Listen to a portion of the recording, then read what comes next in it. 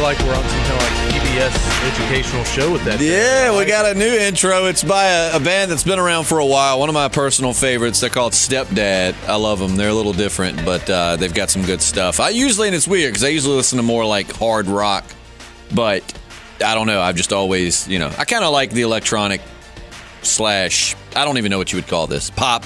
But I do. It's Stepdad. If you've never heard of them, definitely go check them out. I've never heard of them. This song's called Must Land Running.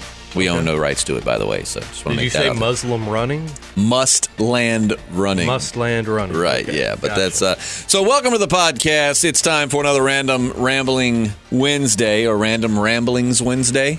Yeah, I don't know if there's an S on there or not. But I'm Justin. You are Justin. I'm JP. That's right. You're also Justin. Yeah. But we call you JP to avoid confusion. But today's the day on our channel where we get to just talk about whatever the hell we want to. This is unfiltered, so warning, more so for JP than me. But, there's nothing censored, and there's no telling where the subject may go. So this is probably the most unsuitable for children podcast that we have. Sometimes. But if you don't normally watch our channel, we are the Podcasting Dead. We started off talking about The Walking Dead. We still do every Monday. We review each episode. We review the comics, and we talk about developments as we hear them. But we've kind of started branching out and doing different things as well. You've got to. There's only so much Walking Dead a person can talk about. Right, yeah. So here we are. Consider subscribing if you are not sure if you want to. I mean, what does it hurt to hit subscribe? Yeah, though, you can always unsubscribe. It's not a lifelong commitment. Yeah, I mean, that doesn't hurt or anything. I don't think you'll regret it. I hope not. But hit the subscribe button, hit the like button, and also, before we begin, let's give out some social media info for JP first, because we're on his Periscope right now. So if you want to, you can go find him on Periscope and rewatch this, and you can see it live. It's uncomfortably close, though, because JP forgot his tripod. I did, but I think that's a good angle. I mean, for you, I'm looking kind of daddish with my little gut here. Nah, it's fine. But JP is Japeapzy on Periscope, which is Jaypeazy. Yeah. Jaypeazy. Yeah. At jpslim, but I had a hard time finding him with that one. So Japeapzy pulled him right up. And then he's J_Radsaw on Snapchat, which he doesn't use a lot, but you might just want to add him because you never know. Every now and again, he'll throw something on there. Yeah, if you need to communicate with me directly, that's a good avenue to do it. JP's send nudes. I hadn't been snapping a lot lately. My Snapchat, Instagram, and Periscope, all easy to find. I haven't used Periscope much at all, but that'll change at some point. Mine is all the same, just I'm Justin Lloyd, all lowercase, no apostrophe, no nothing, just I'm Justin Lloyd. Keep in mind there are 2 L's in Lloyd, but I'm Justin Lloyd. That'll get my Instagram, Snapchat, and Periscope. So, JP, what's on your mind, man? The first thing I want to dive right into with you. Oh, okay. You told me you had some bad dreams night before last that kept you up. They made it hard to sleep, and they were about zombies. So being we talk about The Walking Dead, you know that I've got to know. Give me the lowdown, man. What was happening? It is kind of foggy, man, but generally I like to at least hit the bowl once before I go to bed because it meets the cereal bowl. Yeah, the cereal bowl. I hear that sweet stuff before bed's not good for you. That's probably why you had a nightmare. Yeah, cereal bowl. Sure, I light up a big bowl of cereal, and it really does. It just puts me in a more a sleep where I don't have these lucid dreams. Oh man, pot. I mean, I hate to break it down like that, but I mean green's the best sleep you'll get. Even if it's not something that puts you to sleep, once you go to sleep, it's a solid night's sleep. Yeah, man. Well, just like I said, for me, it just quells my night terrors. And really, honestly, I don't remember a lot of what happened. I need to take a dream journal, like write one out. But you really should, man. I've said I was going to do that, but I don't dream often. Yeah, well, I said that, I usually don't, but I anyway. So I don't know, man. I'm going to try to think back and maybe write some stuff down that happened, but it's too foggy to really even, I don't know. Well, that's disappointing. I wanted to know what kept you up, but you should definitely keep a dream journal. Did you know that if you have frequent nightmares, it could be a sign that you're keeping it too cold? Is that right? That's true. Well, I found that on the internet. My house, the temperature control is difficult, so that could be it. Could be part of it. But I also ate some pork chops really late that night, so I think that had a lot to do with it, too. It was all the tapeworms that were in that raw meat that No, ain't no tapeworm. taking over your body. I cook my meat, or what? Not my meat, but I cook my pork very, like, it's just white. Yeah, all you the way have through. to, yeah. Which they say now that, I mean, you can have your pork a little bit pink on the inside. The way I cook. I don't trust it. I don't either. The way I cook pork chops, man, that's not really an issue. Like, I basically, I cook them on high. And what I do, the secret that I learned from Gordon Ramsay was to, when you lay them down, put them fat side down. Fat side down? It's like seals it in. Okay. And then I think I do 3 to 4 minutes on each side on high. And believe it or not, that cooks it all the way through. But that's talking about like boneless pork chops. Bone-in takes a little bit longer. Yeah, I like my bone-in. I like my bone-in. Bone-in has much better flavor. It's almost like the steak of pork chops. Yeah, it's a little bit more moist.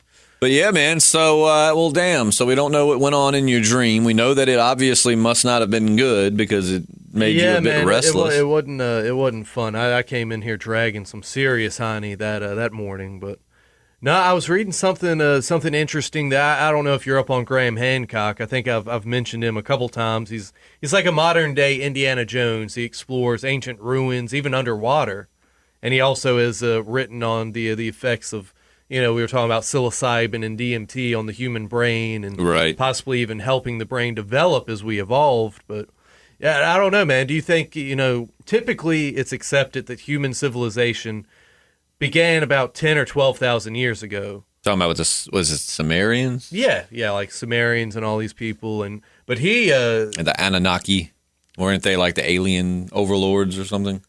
Yeah, I mean that's not accepted by mainstream, but they had legends about these Anunnakis, as ancient astronaut theorists believe. Well, man, it is, there's a lot of mainstream scientists who have totally refuted what Zechariah Sitchin is the one who translated the Sumerian scribes, the tablets or whatever, and he basically is the father of the Anunnaki theory, the ancient alien stuff. And yeah, a lot of people have refuted his translations, but you can't get away from the fact that, I mean, there's depictions of Sumerians, and they have a model of the solar system that is just as accurate as what we have today, the size of the planets, the orbits. So, I mean, for these ancient peoples, I mean, with the naked eye, you can't see past, Mars, maybe? Yeah, you can, on certain nights you can see it really clearly, but I'm saying they had it all the way out to, like, Pluto. Right. It's like, how could they map that far out? Done that? Yeah. And then there's weird depictions of like these tall, like, what you assume are the Anunnaki, with little like monkey people and stuff like that. You think we were the monkey people? A lot of people think that something tampered with our DNA. I mean, as far as evolutionary, development goes, we kind of skyrocketed pretty quick. And see, you talk about your conspiracy, which I hate to call it that. I know you don't like the term conspiracy. Right. The truth seekers, I guess we could say, that you're not ready for it. But you know enough to have a discussion. I mean, you don't have to be the expert on it, but you seem to know enough about your stuff to have a discussion. So maybe we'll start doing that on Fridays, just pick a topic and just discuss it. Because that's the point of any of our podcasts, is that never to make you think that we're the experts or the final answer on anything, just that we like to discuss it and talk about it. The way you would with a buddy sitting at a bar. But the things that I had read on this, which has been years, but, like the Anunnaki or the aliens, the ancient astronauts came down and they tampered with our DNA by using some of their DNA. Yeah, they wanted a slave race. Right, and made us, and we were conditioned to mine silver and gold. Mm-hmm. And that's why even today, there's lots of, whether you believe in evolution or not, I mean, I understand some aspects because there's a lot of different branches and different layers to evolution. Yeah. But whether you believe in any at all or none, I mean, it's hard to refute. There are some things there that, just obviously show that we've evolved over time. Like, certain body parts we don't use anymore, remnants of a tail, things like that. But we still seem to be very attracted to shiny objects. Like, it's just something like with some comics. What do they call those? Holographic or like the foil covers and right. Stuff. Yeah. Those, I'm like a fish. I don't even know if a fish is. Like, when I see those, I'm just attracted to them. Like, ooh, and anything shiny, it definitely catches my attention more. And it's just a weird sensation you get, almost like a Orgasm. Right. Well, I mean, it's like a kind of like a temporary little Chub. like euphoria high. Yeah, okay, You know, okay. I'm not gonna say there's an erection involved, but you know, Well, you I just get it how I makes get you an feel erection. good. But it is hard to explain. I mean, that makes a lot of sense why we're so attracted to Be shiny careful objects. tapping the table and the phone. Oh, did it move? I'm just saying. Did I move be you? Be mindful. But no. Well, you know, the story goes that the Anunnaki come from a planet at the end of our solar system, like way out past Pluto, or maybe they're Past where we've been even today. Yeah.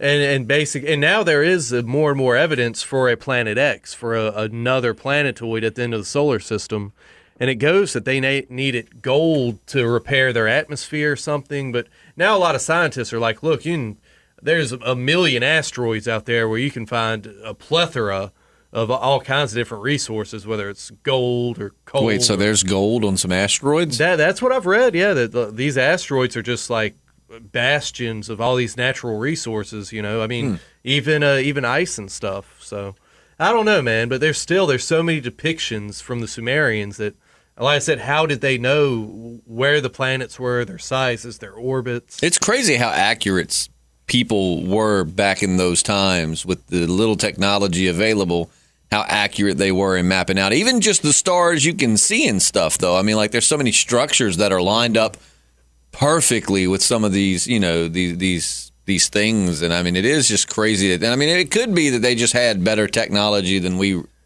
want to accept. That's kind of what leads me to ask you this. And this is something I've come to sort of adhere to. Like I said, I hate saying I believe it, but a civilization that predates the earliest civilizations we have record of, 10, 12,000 years ago, what if human civilization actually started like 50 or 100,000 years ago?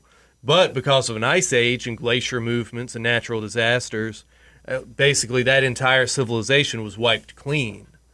I mean, that could be possible. I mean, and who's to say the very first civilization would have kept records? I mean, what is civilization? A bunch of people living together. Well, I mean, what Graham Hancock adheres to is during the Ice Age. I mean, you've got a mile, like, deep block of ice, a glacier, just like a big eraser going over these land masses, erasing everything that was there. God's eraser. Yeah, and that's why he, dives deep. He goes underwater and finds these megaliths, giant man-made structures, which, of course, mainstream scientists won't accept that they're man-made structures.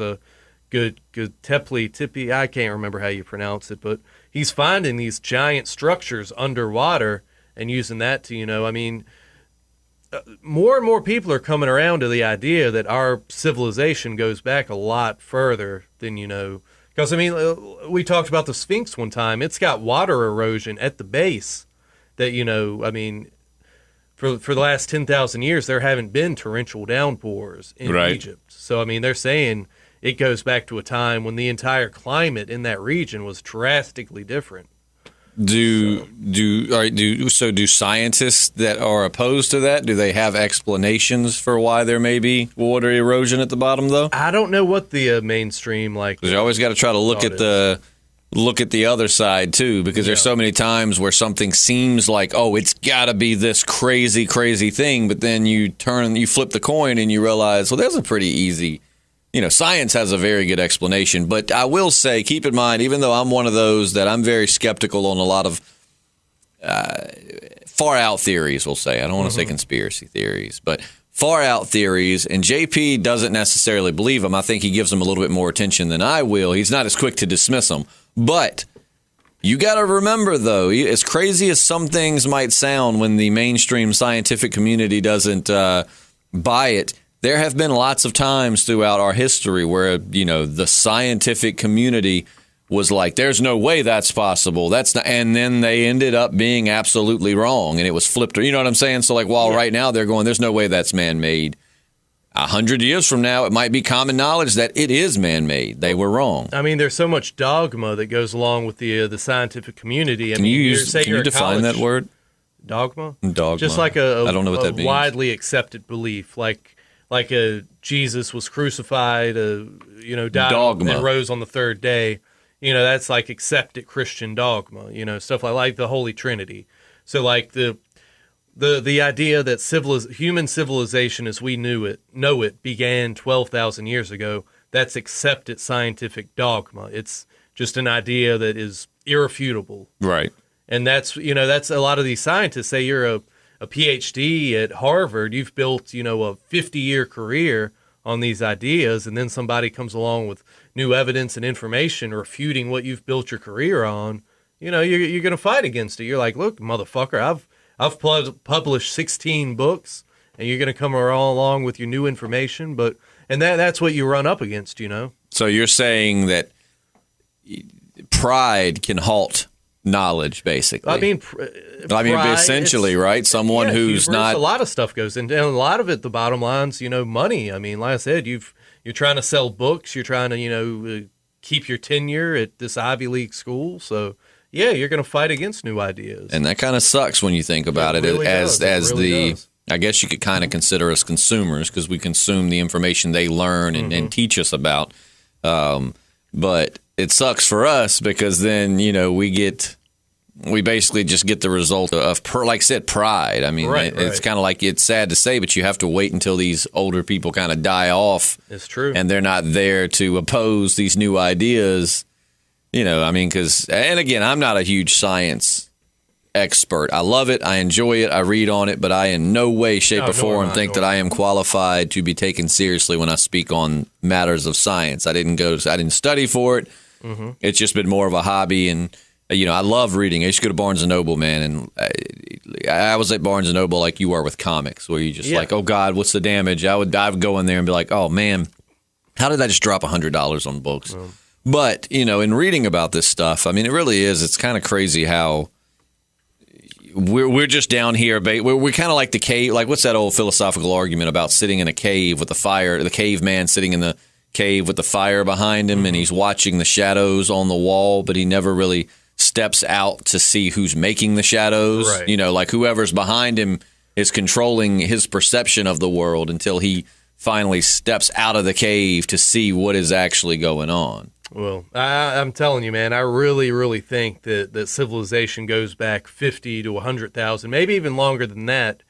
How old do you think the Earth is?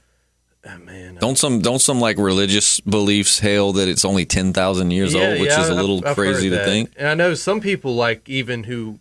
Not that if you believe that you're crazy. I'm just saying. No. I think that it just in my mind it's hard to picture the world being anything less than millions of years old. I think people who claim that the most rational people who do say that God made it 10,000 years ago, and he made it to look as though it was millions of years old. That's kind of weird. So when God was designing, God, who knew God was an interior decorator? He's like, all right, fresh landmass, but you know what? I like that retro kind of vintage look. Let's peel it back. Some cracks there. Let's put a ravine there. Ha, ha, ha. It's like if you want a 65 Mustang, but you want it with all the modern conveniences like modern shocks and power steering. Right. I'll build you one. It'll look like a 65 Mustang, but it'll essentially be a new car. Who knew that God was a hipster? Who knew? He's telling his friends, like, oh yeah, that's my planet. It's whatever. I went for that kind of, I like the vintage look though. Kind of like those guitarists, which I've got one that's a little worn, but those guitarists who will buy, and again, I'm not shaming you if you do. I think they look dope as hell, but there's guitarists that'll buy like a Fender Telecaster that's already looks like it's worn, like it's been sanded down in some parts and its clear coat's missing because they want that road-worn kind of vintage look. And that's kind of how God was with this planet. I want it to be modern, but I want it to look seasoned. yeah. I mean, like I said, who's to say at the end of the day? I heard something pretty interesting the other day of talking about like Atlantis and stuff. A lot of people say that, Atlantis is that civilization that fell, like a worldwide thing, and then the Egyptians who came along, 10, 12,000 years ago, whatever, built their civilization off the remnants of what was left behind, but there was like a small group of Atlanteans who survived, and they, they're living wherever they're living in secret, and every so often they'll kind of come down to give humanity a little nudge, like technologically or philosophically. Could that be an explanation for aliens? Well, they're saying that's what like the Greek gods were based on. That just these more advanced humans who they thought were gods, but were actually just from survivors from a previous civilization with this knowledge that's been passed down. I mean, it's crazy, man. Well, as crazy as it sounds, think about this, and I know humanity, to my knowledge, has never been through a zombie apocalypse, but the thought of, and again, remember, I'm very skeptical too, so when I say this, I'm not trying to sell you on anything. I just love to think. Like I said, philosophy was always one of my favorite subjects because I just love trying to look at things from different angles and think of different possibilities. But like, the thought of Atlantis is fascinating just because it's like the idea of a civilization that was far beyond what we have, existing, doing their thing, and then just wiped off the planet. Yeah. But then humanity, becomes primitive pretty much without them. And while that sounds far-fetched, think about this. Like, imagine a nuclear war or a zombie apocalypse. It could happen to us. It would take us so long to get back to just where we are. So hundreds of years from now, as we're starting to build back up, and I'm imagining like all this stuff has been wiped out over time. Buildings have decayed, satellite dishes have been thrown into the ocean, whatever. But imagine people looking back at us going, we think there may have been an advanced civilization, back before blah, blah, blah. You know what I'm saying? So like to the people hundreds of years after the catastrophe, it would, that you know what I mean? You don't have a record of it if records were destroyed. So it looks like you're the age of discovery and stuff, but you don't realize that there was a whole civilization before. I don't know. It's gotten kind of convoluted as I try to explain it, but I'm saying like it is very possible to have an advanced civilization, have them wiped out, and then just not really see any remnants of it. And the thing is, man, it would be harder for people coming after our catastrophe because the ancients, 10,000 years ago, they were building stuff out of solid stone. Whoever came before them and then themselves. I mean, like, we don't have a Stonehenge kind of thing. Everything we have is made out of wood and concrete, stuff that's going to decay. Beams. Yeah, I mean, it's going to decay. I mean, we don't have like a Great Pyramid that's going to be here for 10,000 years after we're gone. That's crazy to think about. Do we have any landmass? I mean, you had like the Great Wall. That's what they left behind that is still standing. And, what of our generation? I mean, you got buildings, but they're made of metal. I mean, I guess over thousands of years, maybe the steel could rust or something. Man. After if our civilization just stopped right here today, man, I mean, give it 1,000 years, it'd be almost nothing left to even, tell we were here. You've convinced me. Let's build a monument. Okay, I thought you were going to say let's destroy humanity. No, please don't. Okay. I like humanity for the most part. That's a tall order to fill, but we can... No, let's build a monument. Let's go out right now behind the station. Let's start finding some stones, and let's build a monument that will last for generations. It could happen, man. Who wants to fund this? I know you were talking about like zombies earlier, and like if something like that were to happen. I remember you told me a while back or years ago. You wrote like a zombie story about brain worms, basically. I did, yep. And man, like there's worms in a cat's fecal matter that I've seen that, get into mice, and then it makes the mouse like suicidal, like it takes away any inhibition. And a lot of times the mouse will actually be sexually attracted to a cat, so the cat will eat the mouse, get the worm. The worm wants to go from the mouse to the cat and back through the shit. So, and it can somehow get to people through that way too, right? It can get to people, man. And like Brazil, they say that there is a huge amount of their population who's infested with these brain worms that there is no way to get rid of, and it makes you more aggressive. It takes away inhibition. They say like the best performing soccer teams come out of South and Central America because there's a higher propensity of soccer players with these brain worms. It just makes you more aggressive, and you don't care if you get hurt or not. And I mean, what's to say if that worm were to mutate or something and turn us into something even worse? Well, in my story too, what I try to do, which this story is long, I actually have the entire thing written, and I've got it written in several different ways. I worked on basically when Lost went off the air. Writing that book was my coping mechanism. Right. Because I was like, man, this sucks. I have nothing to watch now. And then shortly after The Walking Dead came on, and I was like, oh. But I said it didn't halt it. But Resident Evil's what got my love of zombies. But in my book, the one thing that I wrote that I thought was a pretty cool thing, and I'm not anything I've done, I'm sure people have done it long ago. I tried to be original, but in our day and age, it's really hard to be original because you thought of something and you haven't seen it, but somebody else has done it. But in mine, the conflict was the fact that these worms get into your brain and they hijack your body. So you're still there, And, you know, like, so when I kill, you're a zombie and you're coming at me, the conflict is that I know that you're still there. Whereas with regular zombies, it's like, well, they're dead and reanimated. This wasn't the case. This worm gets into your brain and it hijacks your body, basically, and controls it from the brain. So you're there and fully aware of everything you're experiencing, but you're being controlled like a puppet by this worm. So, like, say when your mom gets infected and starts coming after you, killing her becomes a much harder task, because, and I mean, there's no way to really save these people. So I don't think I didn't have a right to where you could like zap the. I mean, it was pretty much if the worm died, they died, but it just was harder for people to kill people because it was reported that, you know.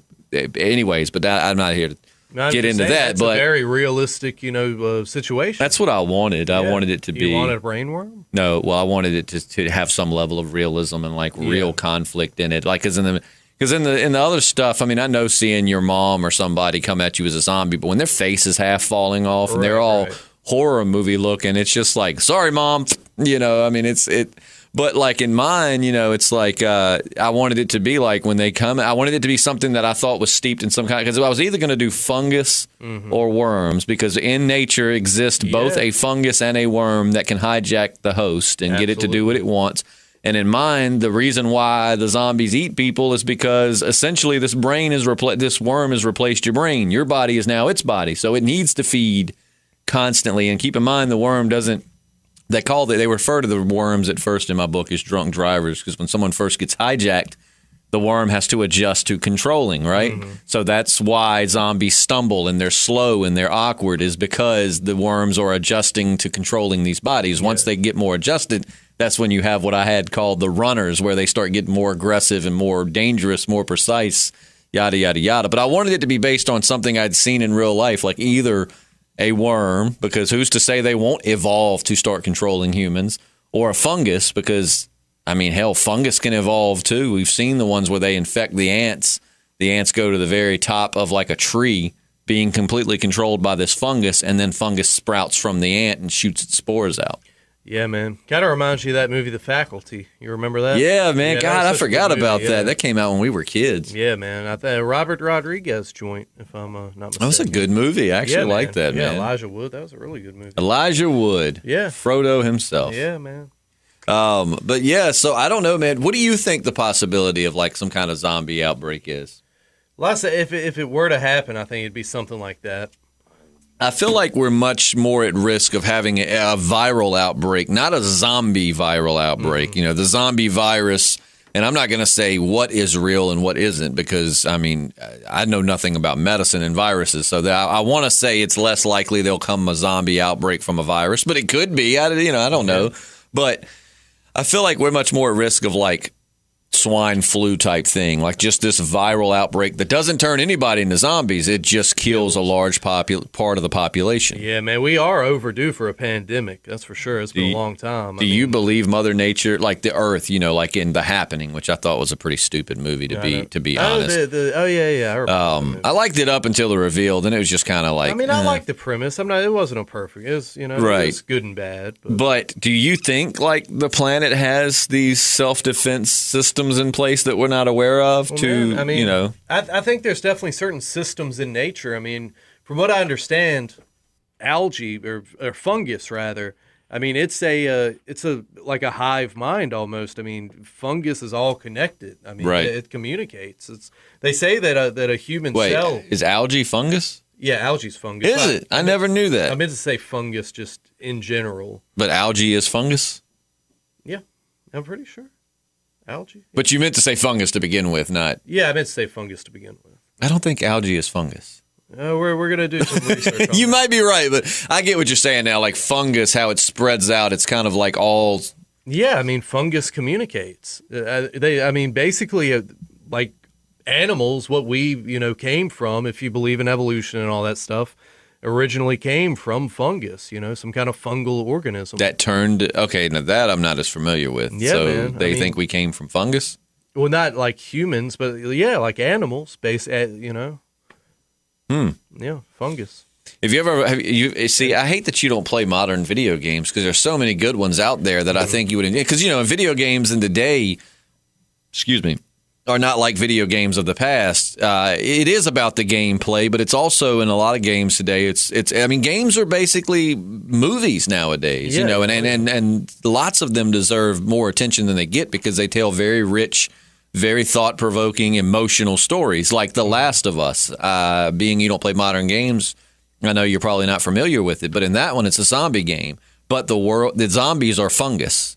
Like basically, it's this fungus, and they like for instance, someone once they get really infected over time, their face just becomes this absorbed with fungus, and they become blind. So they call them clickers, and they use these little clicking sounds, echolocation to find you. But like these fungus spores take over the planet, basically infect people and make them more aggressive, and try to spread the fungus.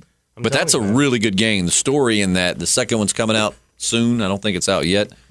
But yeah, man. I mean, if fungus cells and animal cells are more closely related than fungus and plant cells, you would think it'd be more like plants, but it's not. Is that right? Yeah. Wow, that's scary. Yeah, that's scary. See, in my story, they found the worms. Well, I'd written, like I said, man, you got to realize I wrote this thing over like a 10-year period. So in mine, they had found these, like it was in one version I wrote. A meteor had struck, like out in the Amazon, and they found the worms on the meteor. And, of course, they were transporting them for scientific purposes, and they got into the water supply and spread out through this town and then quickly spread around the planet. Well, in my story, but see, I got so many different ways. And in one of mine, I rewrote the entire story to be where it was kind of like Oblivion Song, but before Oblivion Song came out, where a like couple 100-mile radius they were testing a hadron collider, and it was displaced from reality into this alternate world where they were in, and that's where the worms existed and started infecting people and stuff. But in mine too, but one of them I had just done where they found like ancient ruins, like this ancient tomb that was sealed up really tight. When they opened it up, the ancient peoples way back in the day had found these worms, saw the potential of catastrophe they could cause, and locked them away because they didn't die very easily.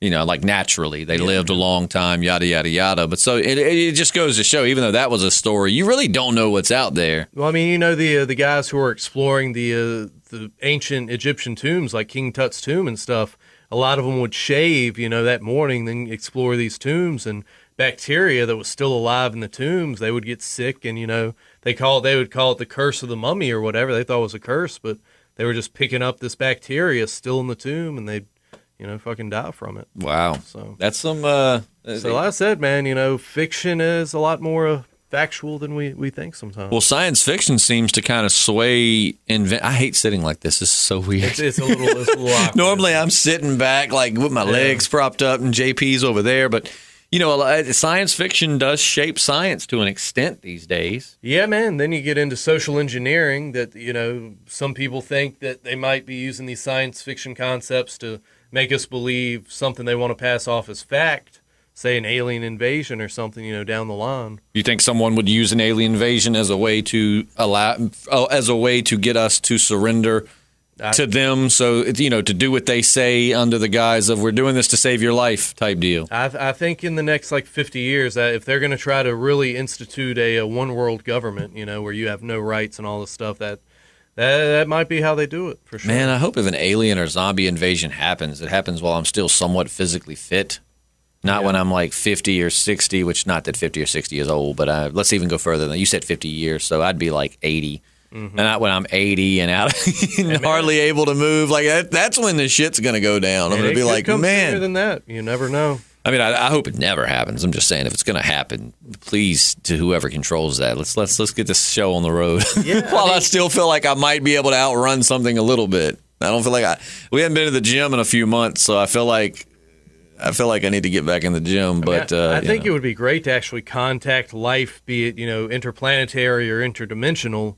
But like I said, I mean, this would just be a straight-up hoax, so they could initiate this one-world government, Well, let me ask you, what do you think? This is completely random, and I'm perfectly fine with it, but I love that these last couple of podcasts have pretty much turned into the Truth Seekers podcast. Yeah. But what do you think about the idea of reaching out to? Do you think it's a good idea to reach out to extraterrestrial, like reach out, like send signals and stuff? Because some people in the science community say it's a terror, like Stephen Hawking was talking about, like look at history. What happens? Like like we did a podcast on it. The Aztec, like the who was it? We did a podcast. It was the Aztecs and the Spanish, the right? Spaniards, yeah. Like look at what happens whenever a greater civilization meets an inferior civilization. They always tend, and I mean, granted, we're talking about humanity. Maybe aliens or extraterrestrials don't have that kind of mindset. They're more about growth and but whatever. But if they're anything like us, that could be if they reach us before we reach them, then that obviously shows that they are more advanced than we are. Yep.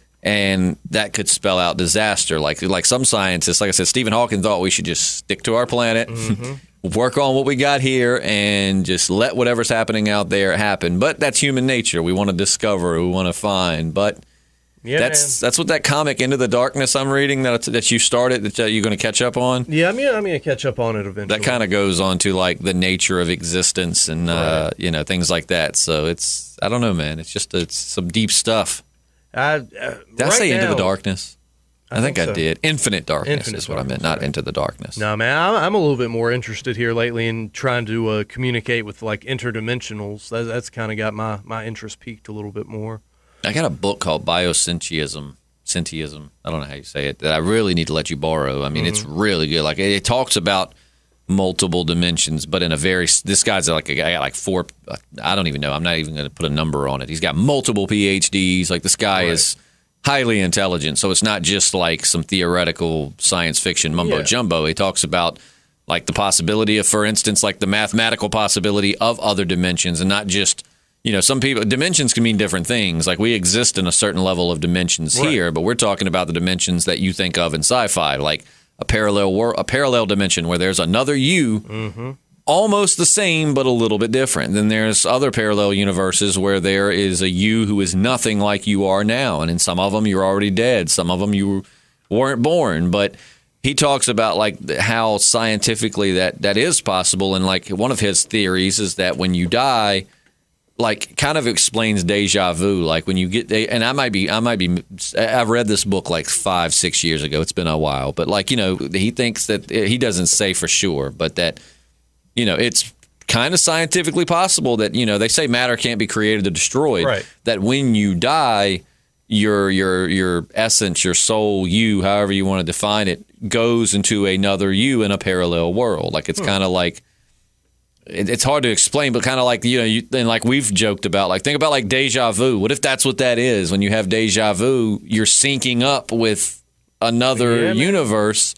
That was another story that I had written before I wrote that one. I wrote a story about this guy that was having these weird visions and stuff like that, and was experiencing things like he would have like deja vu or have like a little bit of a vision, and then what he thought would actually happen, and what it ended up being was that somebody had manipulated time, and basically where him in this parallel universe, he was supposed to take a slightly different path, but because of tinkering, he ended up taking the same path, and because the two universes were becoming one and the same, they were colliding. And in my story, which holds no scientific merit, but when the two universes collide, kind of like bubbles, they burst.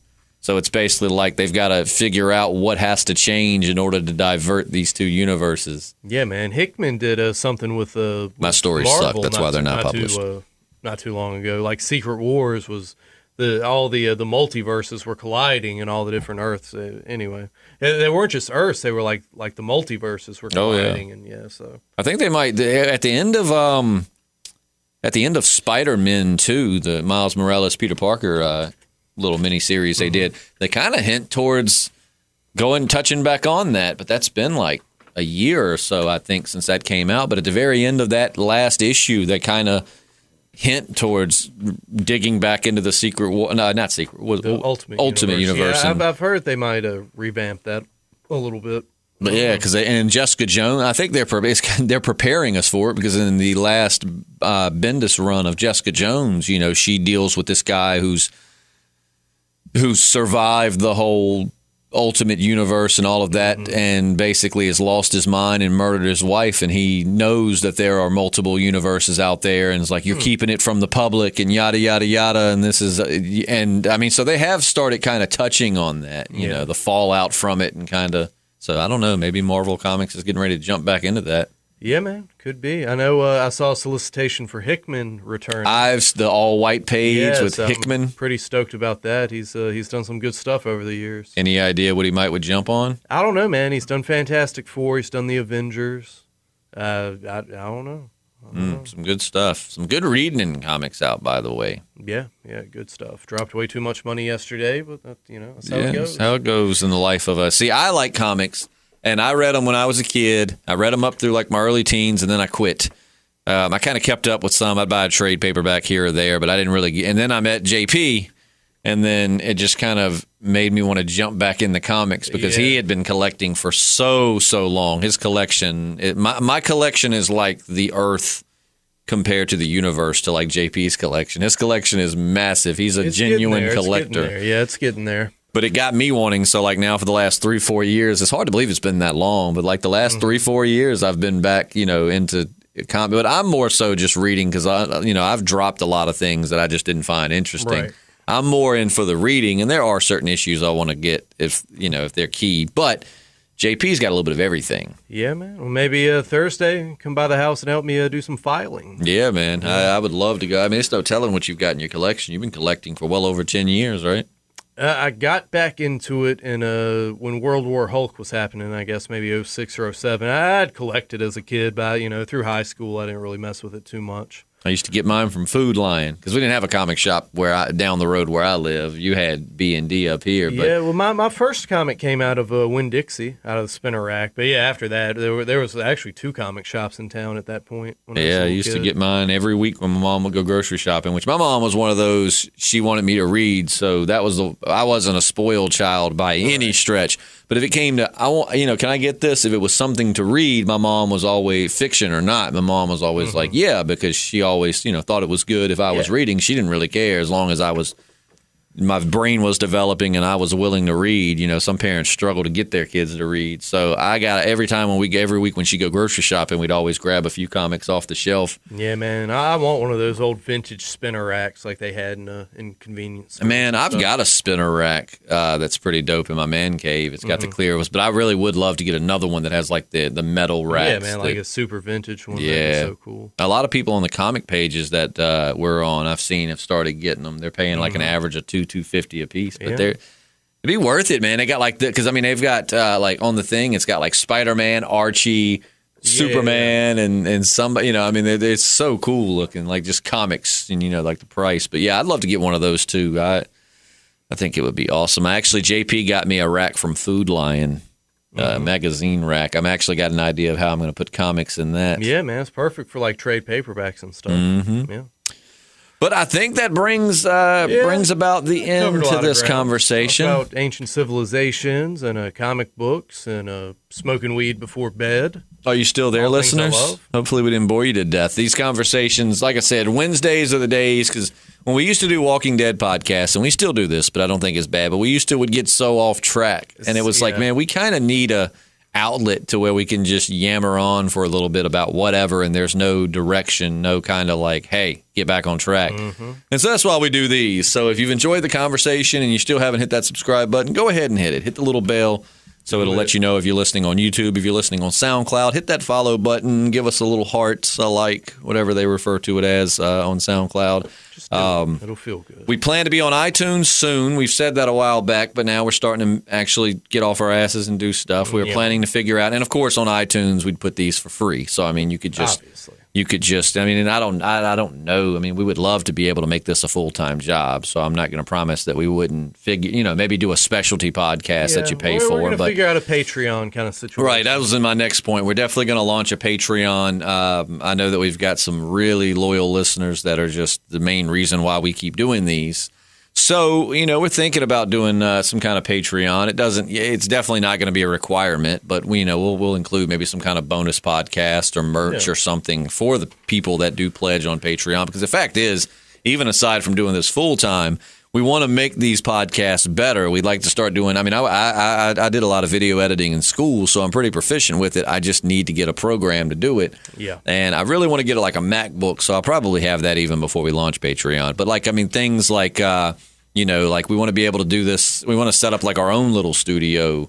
Aside from the radio station, and we want to do better video editing. We need cameras. We want to start doing video podcasts. So I mean, it's just things like that is why we were like, you know what, let's set up the Patreon. That way, we can start giving better content. Absolutely, more than just a picture and us talking under it. But we'll let you know how that develops. It isn't up yet, but we already had a few people that commented, and we're like, I would definitely, I mean, especially when you can throw in like $1 a month or something, $1 or $2, We're not asking like Netflix prices. Right. We're not asking you to subscribe. It's, we are, but not for money. You subscribe. It's free here on YouTube.